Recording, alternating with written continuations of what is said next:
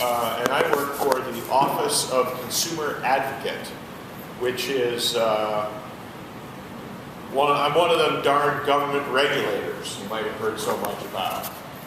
Right.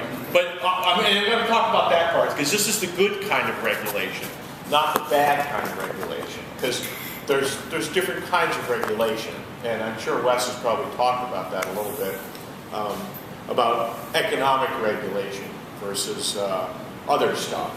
But I just want to touch on that, because I know that in today's politically charged environment, there's a lot of talk about government regulation and how it stands in the way of things like innovation and new energy. And I don't have all the brilliant insights to know what the role of government is in stimulating investment in new energy, and that's not really my job to deal with that very much. But touch on it a little bit, I guess, in my work. But so, how about you three? Are you employed anywhere? Are you just full-time students? Because I know in the past, Wes's students have had lots of different experiences and maybe working somewhere, or what? I'm just a student. Right just a student right now? Yeah. So I'm a full-time student. I have an intern at the New Hampshire co-op right now. Oh, at the electric co-op? Yeah, so it's just 1 day a week I spend with them. Uh-huh. So it's good experience. Uh-huh. Other than that, just full-time student. Doing what kind of things with the co-op? I kind of just shadow with a lot of different programs, programs for, let's say the lighting program or the small C&I or fossil fuel. And mostly we go to commercial buildings that are looking to upgrade heating systems or doing some weatherization, stuff like that. Yeah. And we just look at it, approve it, if it has going to pay back in 5 years. Yeah. And that's how we get our rebates to it. Oh, great. There's a lot of inspections and stuff like that. Yeah. Looking at So certainly involved in the energy efficiency programs, which are funded by the Systems Benefit Charge, which is one of the things I'm involved in, overseeing the review and the regulation of those programs. And how about yourself? just a student. Just a student? Yep. Not just a student. Being a student is a wonderful, important thing, really. Some of us wish we could go back to those days. It's such a wonderful time. Such a carefree life. Of course, we end up eating a lot of rice and beans because there's not a lot of money in being a student. But, Ramen noodles. Oh, a lot of ramen noodles, yeah. Though I keep looking for the good ramen noodles. All the ramen noodles that I look at, they seem to have MSG in them, and I'm really trying to, keep that out of my diet. Plus, I got too much sodium. But for my daughter, anyway, I don't mind. She can handle the sodium, but I don't want to get her hooked on MSG anyway. So, if you find any ramen noodles without MSG, let me know. Wes will pass the message along. Something about the ramen empire? Yeah. So, basically, I just want to tell you today about what our office does, what the Office of Consumer Advocate does, and who we are and what we do. And I'm happy to then expand in so many different directions, because I'm a real Renaissance man. I like to think of myself. I have a lot of interests in a broad range of knowledge: musical, environmental, technical, physics. Whatever. Physics, absolutely. And one of the reasons I have such a broad knowledge base is my own personal background. This is me. I've done a lot of different things in my life. And I went to college. I got a degree in meteorology. I was going to be a weatherman. Sounded like I had to make a choice. What am I going to study when I'm in college, So I got a degree in meteorology, and I went to school with a famous meteorologist. Well, he wasn't actually a meteorologist, but most of you probably heard of this guy who's on TV every single morning named Al Roker. Yeah.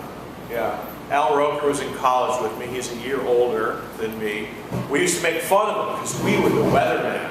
We were the science guys up on the roof, checking out the blizzards and all kinds of crazy weather. And Al was like a broadcast journalism major. But he wanted to be a weatherman too. But he had a better plan, apparently. He figured he'd get into broadcast journalism and learn a little bit about the weather, just enough so that he could tell the cold front from the warm front, and while he was pointing out the weather map. And so, you know, you never heard of me before today, but you probably all heard of Al Roker for the last 20 years or so, and he's doing pretty good for himself. Yeah. I spent many years in the blue-collar universe as a drywall hanger, carpenter.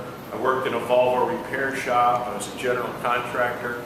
And all of these things actually were really, everything you do in your life is useful, even if you're not sure what the usefulness is until some point in the future.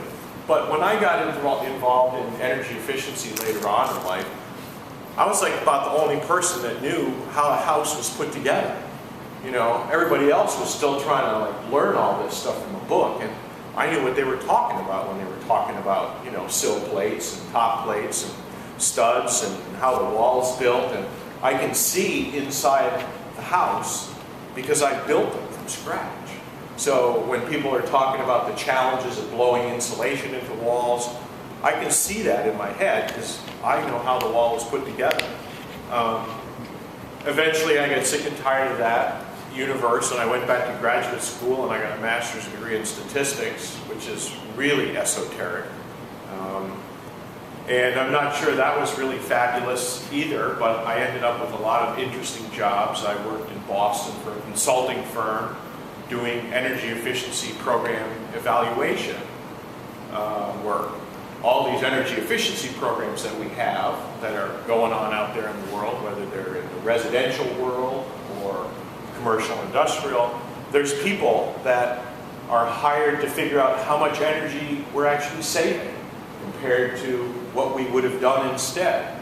And it's a lot of technical details and engineering details, and you know, comparing the old light bulb with the new light bulb, or the old refrigerator with the new refrigerator. So I did a lot of data analysis work, a lot of number crunching, a lot of computer programming, a lot of report writing. Did a lot of different things after that business closed down. And I ended up working in the Weatherization Assistance Program at the Governor's Office of Energy and Community Services here in New Hampshire. And that's a program that's funded by the Department of Energy and provides energy efficiency improvements in low-income houses. I don't know if you've ever heard of that one, but it's you know, it's kind of a smallish program, but it interacts very closely with the low-income program that's part of the core energy efficiency programs, which are the systems benefit charge funded programs here in New Hampshire.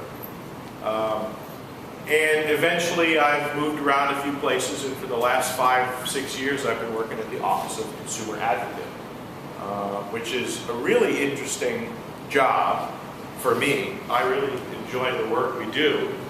The Office of Consumer Advocate is an independent state agency. We are administratively attached to the Public Utilities Commission.